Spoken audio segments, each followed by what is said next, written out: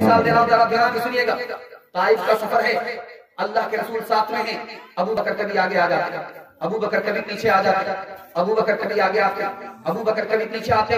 اللہ کے رسول نے روک کر کے ابو بکر سے پوچھا، ابو بکر بات کیا ہے؟ راستے میں تم بھی چل رہے ہو، میں بھی چل رہا ہوں، کبھی آگے آتے ہو کبھی پیچھے آتے ہو، بات کیا ہے؟ کہ یا رسول اللہ، جب دشمن کا ڈر ہوتا ہے کہ سامنے سے کوئی نبی پر حملہ نہ کر دے، اس لیے میں آگے آ جاتا ہوں تاکہ ابو بکر کے سینے پر تیر لگے کہ نبی کی جان بچ جائے. میں پیچھے آ جاتا ہوں، مجھے ڈر ہوتا ہے کہ کہیں نبی کی پیٹھ پر کوئی تیر نہ مار دے، میں پیچھے آ جاتا ہوں کہ میری پیٹھ پر تیر ہو، نبی کی جان بچ جائے. اللہ کے رسول نے کہا کہ ابو بکر اپنی جان کو خطرے میں ڈال کر کے مجھے بچانا چاہتے ہو؟ کہ یا رسول اللہ، میری جان جائے گی، تنہا میری جان جائے گی، میرا نقصان ہوگا، آپ کی جان کو کچھ ہو گیا پوری دنیا کا نقصان. اللہ. تیسری بات آپ کو بتانے کے لیے جا رہا ہوں، بہن کے ساتھ اچھا سلوک کیجیے، خوش رکھیے، ان کو مایوس مت کیجیے، ان کے ساتھ اچھا سلوک کیجیے. بہن کیا ہوتی ہے، ایک مثال پر آپ کو پیدا سنانے کے لیے جا رہا ہوں. انشاءاللہ رخصت کریں گے، میراث نہیں دیں گے، ہاتھ اٹھا دیجیے. یہ رخصت کریں گے، میراث نہیں دیں گے، یہ بہتر سلوک ہے. ذرا دھیان رکھیے، آپ لوگوں کے دماغ کو بیچ بیچ میں ٹٹولا جاتا ہے. آپ لوگ یہاں ہیں یا سسرال میں؟ ذرا دھیان رکھیے. آپ سے پوچھ رہا ہوں، حجاج بن یوسف کے دربار میں ایک عورت آئی، اس نے کہا کہ میرے 3 آدمیوں کو تم نے گرفتار کیا ہے، تینوں کو چھوڑ دو. ڈس بریک مار کر کے میری طرف توجہ کیجیے ورنہ مطالعہ ضائع ہو جائے گا. ذرا دھیان رکھیے گا. حجاج بن یوسف کے دربار میں ایک عورت آئی، اس نے کہا کہ میرے 3 آدمی کو تم نے گرفتار کیا ہے، ایک میرا بیٹا ہے، ایک میرا شوہر ہے، ایک میرا بھائی ہے، تینوں کو چھوڑ دو. حجاج بن یوسف نے کہا کہ میرے کٹر دشمن ہیں، ایک ہی کو چھوڑوں گا، 2 کو پھانسی پر چڑھا کر کے رہوں گا. اب تمہارے اختیار ہے کہ جس کو چھوڑاؤ، جس کو پھانسی کے حوالے کرے. اب اس عورت کا کتنا سخت امتحان ہوگا، کس کو پھانسی کے حوالے کرے، کس کو چھڑائے. اس نے سوچ کر کے فیصلہ لیا، کہا کہ میرے بھائی کو چھوڑو. بیٹے کو پھانسی ہو گئی، شوہر کو پھانسی ہو گئی. اب پوچھا جا رہا ہے، حجاج بن یوسف نے پوچھا، اے عورت، کتنی سخت عورت ہے تو نے بیٹے کو نہیں بچایا، بھائی کو بچایا، تو نے شوہر کو نہیں بچایا، بھائی کو بچایا. اس عورت کا جواب سنیے اور آنکھ سے پٹی ہٹائیے. کل کے بعد آپ اپنی بہن کے ساتھ کرم کیجیے، ستم مت کیجیے.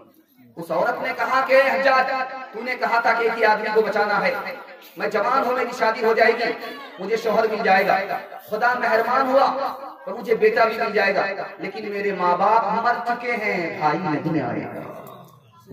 آخری مثال کا پیغام ختم کر رہا ہوں، بڑی امید سے اس پیغام کو ختم کر رہا ہوں. ذرا دھیان سے سنیے گا. 2 بھائی ہیں، ایک کنوارا ہے، دوسرا شادی شدہ ہے. ماں باپ کا انتقال ہو گیا، دونوں نے کھیتی بانٹ لیا.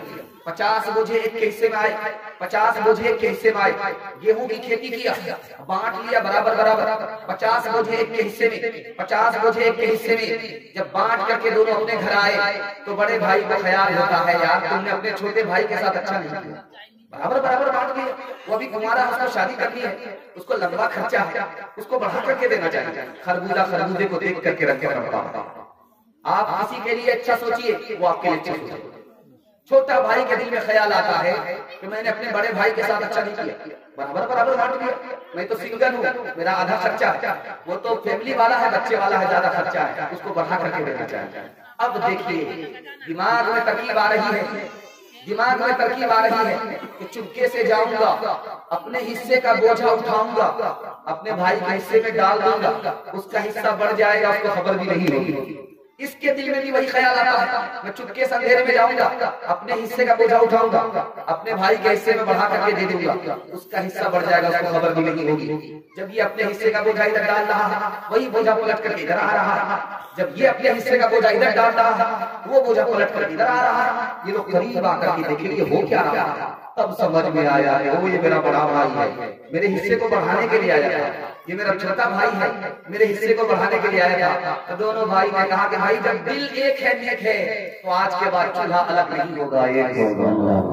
خبر حدیثوں میں جس کی آئی وہی زمانہ اب آ رہا ہے. خبر حدیثوں میں جس کی آئی وہی زمانہ اب آ رہا ہے. زمین بھی تیور بدل رہی ہے، فلک بھی آنکھیں دکھا رہا ہے. بھائی کا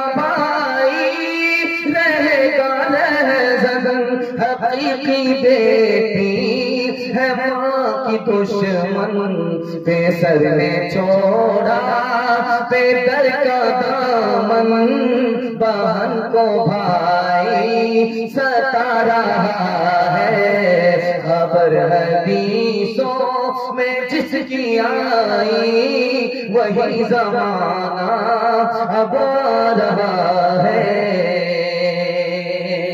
مسلمان ترقی کیسے کرے گا؟ یہ بڑا پیارا مطالعہ آپ کی خدمت میں لے کر جا رہا ہوں۔ مسلمان کو ترقی نہیں ہے، افسوس ہے۔ ترقی کیسے کرے گا یہ راز آپ کو بتانے کے لیے جا رہا ہوں۔ آپ لوگ مکمل ترقی کریں گے، ہاتھ اٹھا دیجیے انشاءاللہ۔ بدلہ لے کے معاف نہیں کریں گے، ہاتھ اٹھائیے انشاءاللہ۔ خیر ماشاءاللہ ڈسپلے مار کر اللہ کا شکر ہے آپ کو بیداری کے ساتھ سن لیں۔ میں آپ کو سنانے کے لیے جا رہا ہوں مسلمان کہاں پہنچ گیا۔ پورے ہندوستان میں 40% لوگ جاہل ہیں۔ پورے ہندوستان میں 40% لوگ جاہل ہیں۔ مسلمانوں میں 62% مرد جاہل ہیں۔ مسلمانوں میں عورت میں 72% عورت جاہل ہے۔ مسلمانوں کے 100 میں 5 بچے اسکول پڑھنے اور مدرسہ پڑھنے کے لیے آ رہے ہیں۔ مسلمانوں کا یہ حال ہے۔ مسلمانوں کو نوکری کتنی مل رہی ہے؟ ریلوے میں 2% نوکری ہے، آئی ایس میں 2% نوکری ہے، آئی پی ایس میں 2% نوکری ہے، اس سے زیادہ نہیں ہے۔ مسلمان تجارت کتنا فیصد کر رہا ہے؟ صرف 13%۔ مسلمان کاریگر کتنا ہے؟ کام اور مٹیریل کتنا تیار کرتا ہے؟ کارخانہ کتنا ہے؟ صرف 5%۔ یہ ہے مسلمانوں کا حال۔ اب سنانے کے لیے جا رہا ہوں مسلمان کیسے ترقی کرے گا۔ میں آپ کو بتا رہا ہوں، آپ اپنے بچے کے اوپر مکان دکان پر دھیان سے زیادہ ان کی تعلیم پر دھیان دیجیے۔ بچے کے پاس علم آئے گا، ساری ترقی آپ کو ملے گی۔ بچہ علم سے محروم ہوگا، ساری ترقی آپ کی چلی جائے گی۔ علم میں اپنے بچے کو آگے بڑھانا انشاءاللہ آپ اٹھائیے۔ دوسری بات آپ کو بتانے کے لیے جا رہا ہوں، آپ گھر کے جھگڑے سے جب تک نہیں نکلیں گے آپ کو ترقی نہیں ہوگی۔ بھائی کا جھگڑا، پڑوسی کا جھگڑا، ماں باپ کا جھگڑا، رشتہ دار کا جھگڑا، ان جھگڑوں سے جب تک آپ نہیں نکلیں گے آپ کو ترقی نہیں ہوگی۔ اور دوسری بات، خاندان میں دوسرا آدمی اگر پیچھے جائے اس کو اٹھانا ہوگا، مدد کرنی پڑے گی۔ جب آپ گریں گے تو وہ آپ کو اٹھائے گا، جب وہ گرا ہے تو آپ اس کو اٹھائیے، اس کے بغیر آپ کی ترقی نہیں ہو سکتی۔ 3 قوم پورے ہندوستان میں ترقی کر رہی ہے۔ ایک قوم کا نام ہے مرواڑی، دوسری قوم کا نام ہے مہتا، تیسری قوم کا نام ہے گجر۔ 3 قوم صرف ترقی کر رہی ہے، باقی لوگ ترقی نہیں کر رہے ہیں۔ مسلمان ترقی نہیں کر رہا ہے، راز کیا ہے؟ مرواڑی میں کوئی اگر نیچے گرتا ہے سب لوگ اس کو مدد کر کے سنبھالتے ہیں۔ مرواڑی میں کوئی بھی نیچے گرتا ہے سب لوگ اس کو سنبھالتے ہیں، اور مسلمان میں کوئی اگر اوپر جا رہا ہے سب لوگ اس کو کھینچ کر کے نیچے کرتے ہیں۔ اس لیے مسلمان کو ترقی نہیں، مرواڑی کو ترقی ہے۔ دوسری بات، مسلمان کا جھگڑا اگر گھر میں ہوتا ہے تو گھر میں بیٹھ کر کے حل نہیں ہوتا، عدالت چلا جاتا ہے، اس لیے مسلمان کو ترقی نہیں ہے۔ مرواڑی کے یہاں اگر جھگڑا ہوتا ہے تو گھر میں بیٹھ کر کے حل ہو جاتا ہے، عدالت نہیں جاتا، اس لیے ترقی کرنا۔ 2 مثال پر پیغام ختم کر رہا ہوں، اس کو دھیان سے سنیے گا۔ مسلمان کی مسجد ہے، حنفی آیا نماز پڑھنے کے لیے، مسلمان کی مسجد ہے، سلفی آیا نماز پڑھنے کے لیے۔ آمین کہا ہے کسی نے زور سے، آمین کہا ہے کسی نے آہستہ سے، سلام کے بعد یہ مسلمان اس سے ٹکرا گیا، وہ مسلمان اس سے ٹکرا گیا، یہ اس سے سوال کرنے لگا تم نے زور سے آمین کیوں نہیں کہا، وہ اس سے سوال کرنے لگا تم نے آہستہ سے آمین کیوں نہیں کہا، دونوں میں جھگڑا ہو گیا۔ ابھی یہ ملک آزاد نہیں ہوا ہے، مارچ نام کا انگریز ہے، اس کی عدالت میں مقدمہ آیا، اس کو 5 منٹ تک سمجھ میں نہیں آیا کہ یہ آمین زمین کا نام ہے، مکان کا نام ہے، دکان کا نام ہے، کس کا نام ہے۔ وکیلوں نے جب بحث کیا تب پتا چلا کہ آمین دعا کا نام ہے۔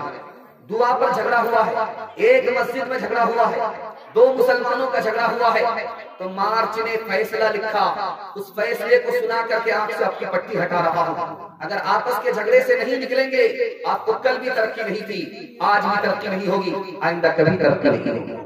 ترقی کرنا ہے تو گھر کے جھگڑے سے نکلنا ہوگا، مسلک کے جھگڑے سے نکلنا ہوگا۔